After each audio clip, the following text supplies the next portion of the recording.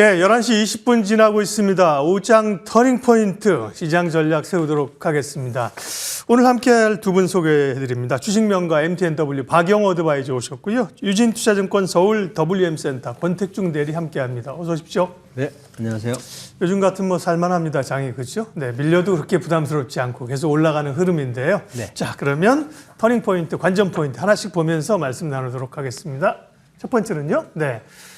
제롬 파월이 지난번에 이제 FOMC 끝나고 나서 올해 세 차례 금리 인상을 지난주에 확인을 해주었는데 그럼에도 불구하고 연준 위원들이 좀 다른 얘기들을 하고 있어가지고요. 그거 잠깐 보여주십시오. 오스턴 굴스비 시카고 연은 총재 인플레 진전에 의미 있다. OX는 뭐예요? 그러니까 3회 안 한다는 거예요? 네. 리사 쿡은 네. 동그라미. 보스틱, 라파엘 보스틱은, 1회. 그러니까 대체적으로 뭐 3회 쪽이 많은데요. 보스틱 총재 같은 경우 뭐 3번 어렵다, 1번 해야 된다, 이런 얘기들을 살짝 하고 있어서 시장에 부담을 주고 있는 건데, 네. 근데 뭐 제롬 파월이 그렇게 왕비들기로 변했는데, 그죠? 이걸 이렇게 바꿀 수 있겠어요? 이런 얘기를 나오는 것들은, 박영호 의원님 어떻게 보세요? 사실 이번에 점도표를 여러분들이 한번 보시면은 네. 제가 점도표를 준비를 안 해갖고 왔지만은 나중에 확인해 보시면 좋겠지만 작년 12월에 올해 3월 그 예상되는 점도표를 보면은요, 확실하게 3번 이상 4번 정도까지도 연준 위원들이 금리를 인하할 수 있다라고 이제 생각을 했었는데 이번에 보면은 4번째, 그러니까 아래 그 4.75 요 정도 부분에서는 거의 한 개밖에 점이 안 찍혀 있다라는 거예요. 그러니까 지금은 금리를 인하하긴 하되 이전처럼 레인지가 많이 작아졌다라는 것을 이번에 그 3월달 FOMC에서 보여줬거든요. 그래서 저는 이게 이전 기대치보다도 금리 인하 폭이 적어졌는데 왜 시장이 환호를 할까라고 저는 사실 좀 의아도 하고 했었습니다. 이전에는 레인지가 이렇게 컸는데 네. 이 레인지가 조금 줄어들었다. 그렇다면은 이번에 금리 인하를 하는데 금리 인하 폭은 좀 확실하게 줄었다라고 봐줘야 되는데 3회가 이제 2회로 줄어들 수 있다는 예. 우려가 있었다는 거잖아요. 근데 그렇죠. 3회 한다고 하니까 시장이 안도감을 가진 거죠. 네, 그런데 3회를 하더라도 지금 봐서는 시장은 이걸 얘기를 해주고 있는 것 같아요. 네. 시장이 아직 금리를 이제는 인상하지 않는다라는 건 거의 확실하게 얘기를 해준 거거든요. 인상이요? 그렇죠. 인상은 아니고 인상은 확실하게 그렇죠. 얘기했는데 네. 그다음에 파월 의장이 한 얘기가 있어요. 그동안에는 항상 얘기했었던 게 인건비가 너무나 오르고 있다. 이런 것들이 있었는데 이런 그 인건비라든지 이런 고용 문제가 인플레이션에 그 크대한 그 지장을 주지는 않을 것으로 확신한다라고 얘기가 나오면서 현재 상황에서 인플레이션 레이트 중에서 지금 그 우리가 고용 부분에 대한 그 인플레이션 요인이 올라가더라도 금리 인상에는 반영을 안 시키겠다라는 의도가 나왔다라는 거. 그래서 아마 시장이 안도하지 않았느냐라는 생각이 들거든요. 근데 이번 때 이제 PC가 어떻게 나올까가 이제 상당히 중요합니다. 사실 CPI와 PC 두 개가 굉장히 중요한데 PC 같은 경우가 전년도나 전기 대비 추정치 대비 그대로 유사할 거다라고 하지만 사실 상승하고 있는 거는 마찬가지다라고 보고 있거든요. 그래서 아마 제 생각이 이렇습니다. 일단 그 단기 고점에서 이슈를 확인하자는 심리가 시장에 반영되고 있는 게 아닌가 이렇게 생각됩니다. 네. PC 얘기는 이제 말씀 안 하시면 권택중 대리께 여쭤보려고 그랬는데 PC도 잠깐 말씀을 하셨고요. 이런 그 통화 정책의 방향들은 약간 노이즈가 있는데 시장에서 좀 걱정해야 할 단계인지 아니면 여전히 시장의 긍정적인 요인으로 보시는지 권 대리님 어때요? 네, 여전히 긍정적인 요인으로 보시는 게 좋을 네. 것 같습니다. 네, 저희가 이제 우려했던 얘기가 몇 가지가 있었는데요. 이러다가 인하를 안 하면 어떡하지? 이런 우려도 일각에서는 좀 제기가 됐습니다. 지금 뭐 위원들의 얘기들도 조금 뭐 갈리는 것처럼 시장에서는 굉장히 좀 비관적인 분들의 의견 같은 경우는 인하가 더 미뤄져서 연말이나 아예 뭐 없을 수도 있지 않냐 뭐 이런 얘기들도 있었던 만큼 이번에 FOMC는 그래도 인상 절대 없고요. 인하 3번이라는 어느 정도의 확신을 좀 준 것 같습니다. 그 폭은 말씀드린 대로 줄어들었다고 보여지긴 하지만 시장에서 어느 정도는 살짝 비관적이었던 부분들을 확실하게 좀 제거를 하고 좀 희망적인 부분을 가지고 갈 수 있는 그런 장세를 만들어주지 않았나라는 생각이 좀 들고요. 그 다음에 이제 제롬 파월 의장의 얘기를 봤을 때는 이번에 이제 이 인플레이션 압력은 확실히 좀 둔화되었다라는 형태를 몇 번 강조하기도 하였는데 지금 보시면 뭐 고용이 좋죠. 고용이 굉장히 좋은데 고용이 좋은 이유는 뭐 고용 수요가 좋을 수도 있고 공급이 좋을 수도 있는데 제롬 파월의 입장에서는 고용 공급이 좋았다. 즉 이 두 가지 얘기를 했습니다. 생산 가능한 핵심 생산 가능한 뭐 20대에서 40대 정도 되겠죠. 이 정도 인구의 이런 직장으로의 전환이 좀 강력하게 다시 복귀가 되고 있고 나아가서 미국으로의 이민자가 굉장히 급증을 하면서 이 노동시장의 공급이 많이 늘어났다. 이렇기 때문에 좀 긍정적으로 해석을 해야 된다라는 형태의 얘기를 하기도 했습니다. 결국에는 미국 경제는 여전히 좀 스트롱하고 이에 따라서 경제가 크게 뭐 꺾일 부분도 지금 보이지 않는 만큼 이 두 가지를 가지고 갔을 때에는 당분간은 또 안정적으로 볼 수는 있을 것 같고요. 29일날 PCE가 나오는데 여전히 뭐 컨센서스도 좀 높고요. 뭐 물가 상승은 크게 좀 꺾일 것 같지는 않은데 시장 기대치가 애초에 눈높이가 좀 높게 있는 만큼 이번 지표 발표도 그렇게 시장을 크게 발목을 잡지 않는 부분이 되지 않을까 저는 이렇게 생각이 좀 됩니다. 네. 사실 물가는 요즘 좀 올라요. 유가도 그렇고요. 그죠? 네. 미국 경기도 지표도 안 좋아요. 근데 뭐 대놓고 가겠다는데 뭐 제롬 파월이 그죠? 네. 그런 분위기들 뭐 중립금리도 뭐 레벨도 올려가고 뭐 물가나 고용에 대해서 걱정 안 한다니까. 그죠? 그리고 말씀하신 것처럼 PCE 발표 큰 영향은 없을 걸로 보고 금요일 날 또 미국 휴장이에요. 네. 그렇기 때문에 전보다는 영향력이 조금 강하진 않을 것 같아요. 두 번째 터닝 포인트 볼까요? 네. 다음은요. 예. 8만 전자, 20만 닉스 이번 주 성사될까? 예, 제가 안 좋아하는 단어죠. 8만 전자. 8만 넘으면 어떡할까요? 9만 전자? 9만 원 넘으면 어떡할까요? 10만 전자? 계속 올려가요? 그러니까 8만 원이라는 의미가 뭐 삼성전자에 그렇게 중요한 지수가 아니잖아요. 그죠? 예. 하이닉스 20만 원 의미 있네. 그죠? 어쨌든 뭐 그런 걸 떠나서 네. 반도체는 조정 시에도 우리가 매수해도 되냐 이런 질문도 한 두 차례 드렸던 것 같은데 오케이 계속 하셨었잖아요. 그죠? 네. 박영호 대표님. 그러면 네. 삼성전자 하이닉스 이제 다 좋지만 삼성전자의 그 시기가 때가 온 겁니까? 저는 이제 반도체를 보면서 지난번에도 말씀드린 섹터를 좀 구분을 하자라고 말씀을 드렸었죠. 일단 반도체 제조와 반도체 소재, 부품 쪽은 신경을 써도 괜찮을 텐데 만약에 그렇지 않다면은 장비 쪽은 조금 유보를 하자라는 말씀을 드렸었거든요. 반도체 가격이 지속적으로 오르고 있습니다. 최근 들어서도 우상향을 계속 하고 있기 때문에 반도체 제조회사들의 1분기 실적은 기대치 이상이 나올 확률이 높습니다. 특히나 SK 하이닉스 같은 경우는 HBM 판매가 늘어나면서 예상을 뛰어넘는 실적도 기대를 하고 있기 때문에 반도체 제조 쪽에서는 8만 전자, 20만 전자 이거는 돌파가 다 가능하다라고 저는 생각을 하고 있고요. 그다음에 여러분들한테 말씀드린 건 이제 소재주를 보자라고 말씀드리는데 제가 최근에 그 소재주들에게서도 몇 번 동진 세미키라는데 말씀을 드렸었기 때문에 이러한 소재주하고 반도체 섹터 중에서는 반도체 제조 쪽을 한번 보시는 게 좋고요. 8만 전자, 20만 전자 저는 그 이상을 보고 있다. 20만 하이닉스 이상을 보고 있다라는 말씀 드립니다. 네, 그보다 더 갈 수 있다. 네. 그러게요. 반도체에 대한 뭐 의구심은 별로 없는 상황인데요. 권택중 대리께서는 반도체 다시 한번 전략 좀 세우죠. 네, 일단은 8만 전자는 저희가 아침에는 8만 전자가 안 됐었는데 장중에 8만 100원 찍었어요. 스튜디오로 오다 보니까 맞아요. 8만 100원 전자가 됐습니다. 뭐 축하드릴 일인 것 같고요. 네. 뭐 저도 뭐 가격이 뭐가 중요하겠습니까? 뭐 8만 원, 9만 원, 10만 원, 뭐 앞으로 가는 방향이 중요할 것 같은데요. 일단은 뭐 삼성전자만 보더라도 그동안은 사실은 좀 상대적으로 좀 덜 주목을 받았죠. 하이닉스의 이 HBM 그렇죠. 독점 시장이 계속적으로 지금 진행이 되면서 그동안 상대적으로 조금 저평가됐었던 국면이었던 것 같은데 이러한 부분들이 얼마 전에 이제 엔비디아 젠슨 황이 삼성전자의 이런 HBM을 퀄리티 테스트를 하고 있다. 뭐 되게 좋은 형태로 좀 얘기가 나왔던 것 같고요.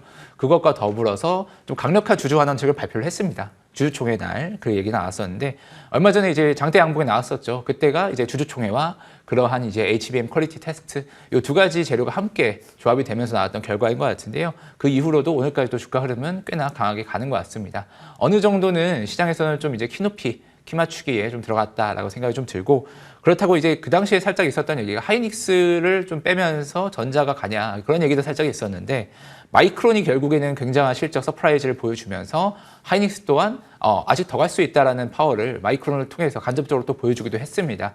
어제 저녁에도 마이크론 미국에서 주가가 꾸준하게 상승이 좀 나오고 있는 만큼 하이닉스 20만 원, 뭐 삼성전자 8만 원 찍었으니까 이제 9만 전자 얘기 나올 텐데 앞으로는 조금 더 상승세가 유지가 될 수 있다라고 생각이 좀 들고요.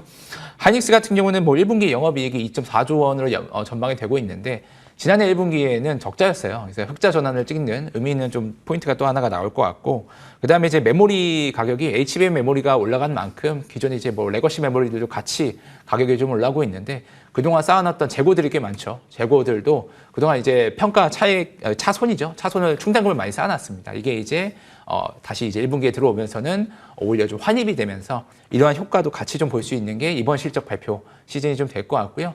이번에도 역시나 우리나라에서도 특히 이제 볼만한 종목들, 볼만한 이제 이익을 견인할 수 있는 것이 반도체밖에 지금은 없죠. 그렇기 때문에 이 반도체에 대한 집중은 꾸준하게 좀 계속 가져가야 된다라고 생각이 좀 됩니다. 네, 반도체 시황과 전략에 대해서는 뭐 이견이 없습니다. 그죠? 어떻게 그 순환매를 대응하느냐 이런 관점인 거죠.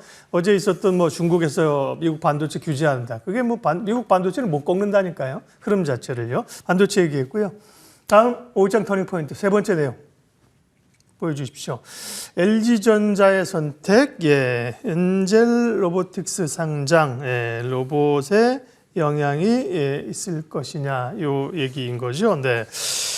엔젤 로보틱스가 상장하면서 그 전에 이제 로봇 관련주들이 좀 올랐었는데요. 그게 이제 뉴스 모멘텀으로 좀 빠지는 건지, 그리고 이건 권택준 대리님이 준비하셨죠? 로봇 관련주 얘기는. 네. 2차 전지 아니고, 로봇 관련주, 로봇 얘기 먼저 하도록 할게요. 자막도 바꿔주시고, 로봇 얘기부터. 자, 근데 LG전자가 사실 이것 때문에 또 오른 건 또 아니란 말이에요. 로봇 관련주 전략 좀 얘기해 주세요. 네. 네, 뭐 LG전자보다는 이제 엔젤 로보틱스가 상대적으로 이제 수혜를 봤다고 봐야겠죠. 네. 이제 뭐 그동안 이강 체제였다고 보여집니다. 국내 로봇 관련된 종목들은 삼성전자와 함께하고 있는 레인보우 로보틱스, 그리고 두산 로보틱스 요 투톱 체제로 가던 시장에서 이제 LG가 함께 관련이 되어 있는 엔젤 로보틱스가 오늘 상장을 했습니다. 현재가는 138% 공모가 대비 크게 상승을 하면서 유지가 좀 되고 있는데요. 그동안 이제 엔젤 로보틱스의 상장을 앞두고 보통 이런 흐름들이 많이 있죠. 신규 종목이 상장을 앞두고 뭐 한 달 반 정도 남았을 시점부터 관련 섹터가 어느 정도 밸류가 좀 올라가기 시작합니다. 아무래도 그거에 대한 좀 기대감이 반영이 되고 있다라고 볼 수가 있겠는데, 그러면 신규 종목이 상장을 한 이후에는 조금은 살짝 이제 소강 상태에 접어드는 그런 수순들이 좀 벌어지고 하는데요. 엔젤 로보틱스 같은 경우는 뭐 올해 나왔던 대여 로봇 관련된 종목들 중에서 제일 큰 대여기도 하지만 앞으로 또 로봇 관련된 종목들이 꾸준하게 또 상장이 예정이 돼 있습니다. 이게 여기서 멈추진 않겠다라는 부분이라고 생각해 주면 되고요. 그러면 이 로봇 관련된 종목들의 상승 흐름이 국내에만 국한된 것이냐라고 봤을 때는 그건 또 아닙니다. 얼마 전에 이제 엔비디아의 GTC 컨퍼런스가 있었는데 그때 이제 뭐 저희들은 뭐 대부분 뭐 AI라던가 반도체에 주목을 또 했었는데 또 한켠에서는 휴머노이드와 AI를 결합한 이런 로봇 관련된 종목들도 다시 한번 또 주목을 받기도 하였습니다. 그런 흐름이 좀 글로벌하게 같이 가고 있는 움직임이 있다라는 것은 이번 로봇 종목들의 이런 상승 탄력이 쉽게 꺾이지는 않을 수도 있다라고 좀 생각이 좀 드는데요. 이제 로봇 관련된 종목들, 지금 뭐 로봇 관련된 이런 회사들이 많이 있지만 과거에서도 이 로봇에 들어가는 협동 로봇에 들어가는 부품이라던가 이런 거 만드는 회사들도 일부 또 주목을 받기도 하였고요. 로봇에 관련된 종목들인 이제 다음 달에 보시면은 산업부 주관해서 로봇 기술 개발 사업에서 휴머노이드 과제가 포함되어 있다고 합니다. 4월 중에 이제 관련해서 협약이 체결될 거라고 하는데요. 정부의 움직임 또한 중요하죠. 항상 뭐 반도체 외치지만 그 사이사이에 이런 로봇 관련된 정책 모멘텀들 한 번씩 나올 수 있는 만큼 반도체가 잠시 멈춰 있을 때에는 로봇이 또 치고 올라오는 그런 장세가 펼쳐질 수도 있다. 이렇게 생각이 좀 들고, 다만 결론적으로 요약을 드리면 잠시 엔젤 상장 이후에는 소강 상태 살짝 쉬다가 다시 한번 4월 이 협약 모멘텀을 앞두고 조금 더 탄력을 받지 않을까, 이렇게 정리를 드리겠습니다. 네, 엔젤 로보틱스 주가 보면요. 오늘 뭐 일봉이니까 하루밖에 없는데요. 지금은 이제 135% 상승입니다만, 봉 자체는 사실은 음봉을, 하루짜리 봉으로 보면 음봉을 만들고 있거든요. 차익이 나오는 건데요. 이런 것들은 또 뭐 살 기회를 줄 거고, 엔젤 로보틱스는 시총은 상대적으로 적네요. 6,500억 정도입니다. 보통 뭐 레인보우나 두산 로보틱스는 뭐 벌써 3조, 5조 단위로 가는데, 그러면 로봇 관련주 가운데 쉬었다 올라가면 특별히 좀 좋게 보시는 거 있어요, 권 대리님? 네. 안 그래도 오늘 마지막에 준비한 그러면 종목이 이따 볼게요. 로봇 관련주로 준비를 해서 네. 이따가 말씀드리겠습니다. 좋습니다. 네, 그러면 스포하면 안 되니까 역시 좋은 내용들은 종목으로 준비를 하고 계시군요. 이따가 로봇 관련주가 준비되어 있다고 하고요. 다음 주제 볼게요. 벌써 넘어갔네. 네, 호재만발 2차 전지주는 봄이 왔는가? 2차 전지는 사실은 박영호 대표님은 뭐 소재 관련주, 리튬 관련주, 그다음에 지오리트 가지고 뭐 쫙쫙 벌써 올랐는데, 근데 뭐 어제는 또 에코프로 BM이 강했죠. 5% 올랐는데 뭐 전만큼 이렇게 또 강하지는 않은 것 같아요. 지금 어떻게 봐야 됩니까? 네. 일단 전기차 관련은 다들 지금 약세를 보여주고 있잖아요. 네. 어쩔 수가 없습니다. 전기차가 판매가 예전보다 판매가 아예 안 되는 게 아니라 판매량이 많이 줄어들었다라는 거고요. 그 다음에 전기차 판매량이 생각보다 줄어드니까 그동안에 성장성을 감안했던 배터리 제조 회사들의 주가도 그렇게 좋지를 않습니다. 그런데 최근에 들어서는 제가 섹터별로 구분을 해줘야 된다라고 봤던 건 전기차와 배터리 제조보다는 소재 쪽으로 보자라고 말씀을 드렸었죠. 네. 왜 소재 같은 경우는 이게 중국에서 그 힘을 가지고 있어서 중국의 그 파워라든지 이런 것들 때문에 수요 공급에 문제가 생기는 거다. 특히나 리튬이 그게 심했고요. 그러다 보니 요즘에 최근에 니켈까지도 얘기들이 나오고 있습니다. 그래서 오늘 양극재 업체에서 니켈 때문에도 올랐고요. 어제는 뭐 수주 때문에도 올랐지만은 네. 현재 시장에서 봐서는 섹터를 여러분들이 구분해서 전 소재 쪽으로 보자라고 말씀드리고요. 소재 중에서 중국의 영향력이 가장 큰 리튬을 보자라는 말씀을 좀 드리고 싶습니다. 그래서 저는 2차 전지 제조 중에서 2차 전지에서 제조와 소재 산업 중에서는 일단 소재 쪽에다가 손을 들어드린다라는 말씀을 드리고요. 뭐 리튬이라든지 다음에 니켈, 원형 캔이라든지 분리막 이런 쪽의 소재 산업들은 지금도 저평가되어 있는 부분이 있고요. 그다음에 하락한 다음에 요즘에 반등해주고 있기 때문에 이러한 종목군으로 보신다면은 지금 저점에서도 가능하다라는 전략 드리도록 하겠습니다. 네, 2차 전지는 계속해서 지금은 소재 쪽에 주목하자는 게 박영호 대표님의 시각입니다. 네 가지 오후장 관전 포인트, 터닝 포인트 봤고요. 마지막은 공략해 볼 만한 종목입니다. 박영호 어드바이저 오늘 종목 듣기 전에 최근에 말씀하신 종목들이 잘 가는 게 너무 많아가지고요. 동원 시스템스 38%, 지오리드 에너지도 비슷하게 가고 있고요. 지난주 성광밴드 말씀하셨는데요. 네. 제 종목 길지 않게 잠깐만 리뷰해 주시고 관심 좀 가시죠. 뭐 동원 시스템즈 같은 경우에는 제가 이제 얘기한 대로 상당히 많이 오르고 조정을 받고 있는데 이 종목은 아직도 갈 자리가 남아 있어서 하락하면 전 추가 매수할 겁니다. 가지고 계신 분들은 보유 전략 유지하시고요. 만약에 조정을 받는다면 추가 매수도 가능하다라고 보고요. 지오리드 에너지도 단기적으로 많이 올라서 조정을 받고 있는데 이 종목도 리튬이라는 가격이 최근에 리튬 가격이 계속 급등을 하고 있기 때문에 리튬 가격이 하락하지 않는 한 이 종목 추가적으로 반등이 가능하다라고 좀 보시면 좋고요. 다음에 성광밴드 있는데 성광밴드는 이제 반등 초기입니다. 반등 초기 국면에서 이런 종목들은 조선주들이 이제 소외돼 있다가 이제 올라오기 시작을 하고 있고요. 이전에 카타르의 문제가 어느 정도 주가에 반영이 되면서 새로운 이슈로 부각을 하고 있기 때문에 충분히 추가 반등이 가능한 종목이라는 점에서 이거는 지금 현재 매수도 가능하다 이런 전략 드리도록 하겠습니다. 네, 그리고 오늘 관심주는요? 아까 리튬 얘기했는데요. 리튬 중에서 그 재활용, 리사이클링 관련 종목들 하는데 IS 동서입니다. 2차 전지 접근으로 하는 거죠, IS 네, 동서는? IS 동서가 여태까지는 2차 전지로 접근이 안 돼 있던 종목들이거든요. 그런데 이 회사가 2차 전지 리사이클링을 하는데 전체 매출이 한 10% 정도 리사이클링 그 매출이 나오고 있습니다. 이 회사가 2조 한 5천억 정도 되고 있으니까 10%면 2,500억 정도 되고 있는데 이 매출이 아직 주가에 반영이 안 되고 있는 거고요. 물론 세비캠이나 성일하이텍 같은 경우에도 있지만은 성일하이텍 같은 경우 총 매출액에 비교해 보면은 IS 동서 매출액 갖고 거의 비슷하거든요. 조금 더 성일하이텍이 많습니다. 한 30-40% 많긴 하지만은 이 회사가 PER도 지금 한 5.5 정도밖에 안 되고요. PBR도 0.5 정도밖에 안 됩니다. 그러니까 성장 가치가 주가에 반영이 안 돼 있고 앞으로도 리사이클링에 대한 소재 산업이나 리튬이나 이런 것들이 부각이 되기 시작하면은 고평가되어 있던 종목보다도 네. 우리가 아직 알지 못한 저평가되어 있는 종목, 이런 종목에 관심을 가져야 된다고 보고요. 오늘 IS 동서는 콘크리트 건설보다는 2차 전지 소재 쪽으로 바라봐도 이 주가 충분히 가능하다는 점에서 오늘 여러분들한테 말씀드리고요. 1차 목표가는 4만 원 정도 선택을 해드리고 지지탈가는 2만 7천 원 정도 선택을 해드리도록 하겠습니다. 지금 29,850원인데 목표가가 4만 원 아직? 예. 아, 그러니까 보통은 왜 뭐 그러냐면 이게 예. PR을 지금 한 5 정도 되는데 8 정도만 주더라도 한 4만 원 정도 네. 되거든요. 그래서 보통 한 3만 원 때문에 한 10% 정도 없어요. 33,500원 주는데 4만 원을 10% 정도 보고는 우리는 잘 안 한다. 그렇죠. 그죠? 안 합니다. 최소한 높게 보고. 예, 예. 예. 4만 원 목표가 주셨고요. 권택중 대리 관심 좀 말씀해 주세요. 네. 네, 저는 이제 RS 오토메이션 로봇 관련된 종목을 준비를 해봤습니다. 네, 요즘 뭐 로봇 관련돼서 아까도 말씀드렸는데 특히나 당분간 좀 주목을 할 필요가 있겠다는 생각에 RS 오토메이션 준비를 해봤고요. 최근에 뭐 주가가 단기에 좀 많이 급등을 했습니다. 한 16,000원 정도에 머물던 주가가 지금 한 23,000원, 단기 상승 이후에는 잠시 숨고르기에 들어가고 있다라고 볼 수가 있겠고요. 최근에 뭐 주가 움직였었던 사유를 좀 말씀드리면은 이제 엔비디아 얘기를 안 할 수가 없는데요. 엔비디아 같은 경우는 이제 미국 최대의 자동화 솔루션을 제공하는 로크웰이라는 오토메이션 회사가 있는데 이것과 이제 AI 분야, 산업용 AI 분야 팩토리 쪽에 협력을 한다는 얘기가 나왔고요. 동사 같은 경우는 과거에 이제 로크웰 쪽과 스마트 팩토리 관련돼서 업무 협약을 체결한 그 내용이 부각이 되면서 어떻게 보면 좀 테마성으로 단기에 좀 크게 상승이 나왔습니다.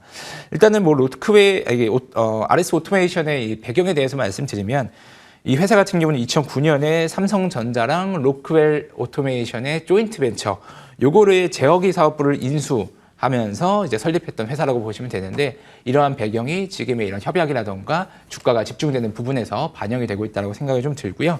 2022년에 보시면은 이미 그 스마트 드라이브랑 액추에이터, 로봇용 액추에이터의 국산화 내재화를 모두 완료를 했던 그런 사례가 있습니다. 예. 최근에 뭐 테슬라나 이런 휴머노이드 로봇들 봤을 때에는 액추에이터에 대한 관심이 시장에서 좀 많이 커지고 있다는 것을 알 수가 있는데요.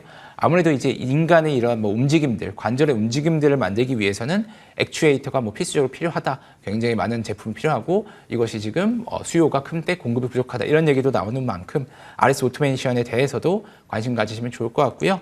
박스권 하단 한 22,000원 정도 수준에서 살짝 장중 조정 왔을 때 담아보시면 좋을 것 같다. 이렇게 정리 드리겠습니다. 예, 오늘 오후장 터닝포인트 박영호 어드바이저 권택중 대리 두 분 함께 했습니다. 고맙습니다.